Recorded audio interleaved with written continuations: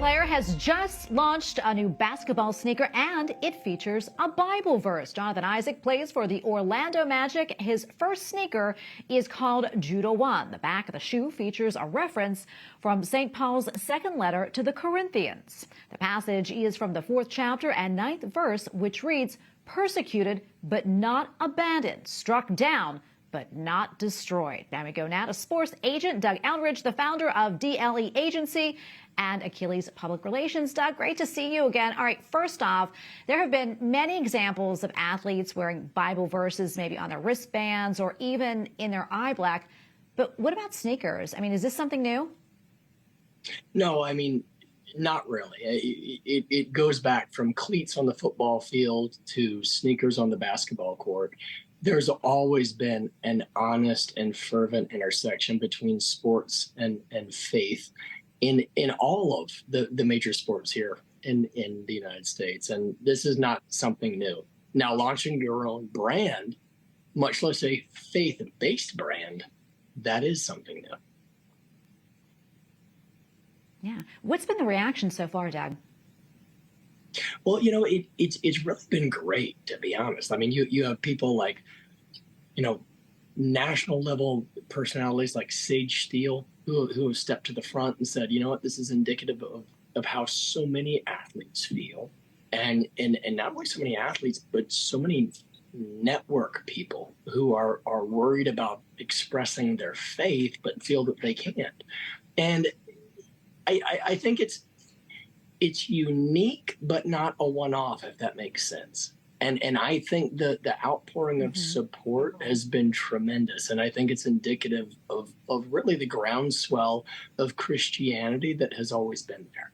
You know, there's right, wrong, or indifferent. There's been a reason that mainstream media has not covered the fervent faith and belief in athletes of every level, from amateur to Olympian to professional here. But that tide is turning, and I think for all of the right reasons. And you saw that with his launch. Yeah, and Doug, I was going to ask you this. Are you seeing this more? I mean, do you think more professional athletes are becoming more bold in their faith?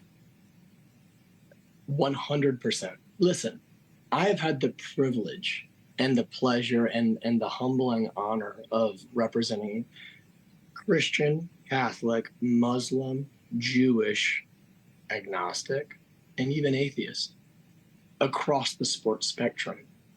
And I'll tell you, from John Halapio, Tongan center, starting center for the New York Giants, Tongan Catholic devout, right, to Adham Talat, out of Gallaudet University, a Muslim, the 4th deaf player in NFL history, right? To Buddhists, to agnostics, to you name it. And, you know, I've always said, because obviously I'm a man of faith, I think that's obviously a commonality that we share. And my little boy is going to be baptized on my 46th birthday, December 3rd. Like, you talk about a God shining down moment. But when we talk about this evolving intersection between sports and faith, this is not something new. This is what's always been there. Athletes have just been apprehensive to express their faith, as if they would be castigated or judged or somehow become lesser than for acknowledging that he, the mightier of, is the one overlooking all of this. And I think there's a comfort zone that's gradually emerging from the Steph Currys and the Tim Tebows and the Phillip Rivers, right? And you're also seeing athletes starting their own brands. Tom Brady creating his own brand, right? Allison Felix leaving Nike when they wanted to cut her salary and have a long-standing relationship with Nike by 50% when she told them she was pregnant. She started her own company, her own apparel brand, right? Even Simone Biles starting her own onesie, the gymnastics, you know, the Lycra business. So this is not a one-off, but thankfully it's becoming a one-of, increasingly more common. But I'll tell you, these athletes are so emblematic and so indicative of mainstream America. They want to go to church on Sunday. They want to pay their bills on Wednesday, on the 15th and the 30th of every month. They want to pick their children up from school. Like, this is indicative that there's a level of castigation regarding professional athletes that I don't always think hits the middle of the bullseye. And I say that as someone who's had the pleasure and privilege of representing athletes of every ilk for the last 20 years, in the good, the bad, and the ugly. And I love the fact that they are finding the comfort and the capability to stand up, stand out, and step forward and say, this is my faith.